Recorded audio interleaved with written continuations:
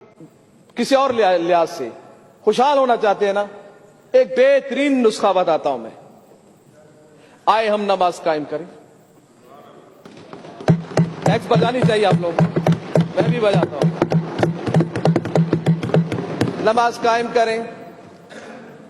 आजान होती है, डर के मारे, यकीन मानो स्पीकर साहब सच्ची बात कर रहा हूं, ये वैसे कोई सियासी बात नहीं है, सच्ची बात है। हम डर के मारे जो है ना, हम खामोश हो जाए, कोई देख न ले, कहीं फोटो ना आ जाए, कहीं तस्वीर में ना आ जाए कि नमाज आजान की बेहुरमती हो गई, इसने बात की वो की। इस वजह से मेरी माए बहनें भी माजरत के साथ, वैसे दुपट्टे नहीं होते, फिर जब आजान हो तो रख ले।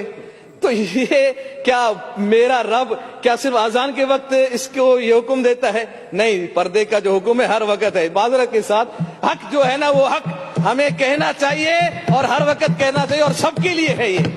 हम नमाज कायम करें। मैं मुतालबा इसी करारदाद के साथ, अगर इसको यूं तब्दील किया जाए इसको कि आज हम करारदाद मंजूर करते हैं सुबह असेंबली में कि हम इंशाल्लाह नमाज जैसे आजान हो गई असेंबली बर्खास्त और जाके हम नमाज पढ़ के आएंगे, फिर वापस आएंगे।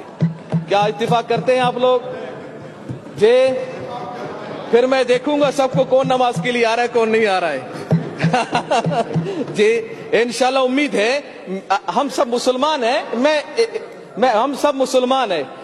हमारे दिलों में ये चाहत है हम नमाज पढ़ें। शैतान का गलबा, दुनिया का गलबा, वसवसात, ये हमें तोड़ देते हैं। इसलिए मैं बिल्कुल सबसे, मैं किसी पर बदगुमानी नहीं करता। मेरे ख्याल में ये एक बहुत बड़ा बेहतरीन तरीका है कि पता नहीं आप नमाजी बने ना बने, असेंबली में आके अगर आप जितने औकात की आप नमाज पढ़ेंगे, अल्लाह करम फरमाएगा, आप 5 वक्त के नमाजी बन जाएंगे इंशाल्लाह। रब का करम होगा। दीन के काम में आप 1 कदम बढ़ाओ, मेरा रब आपको 10 कदम खुद बढ़ाएगा।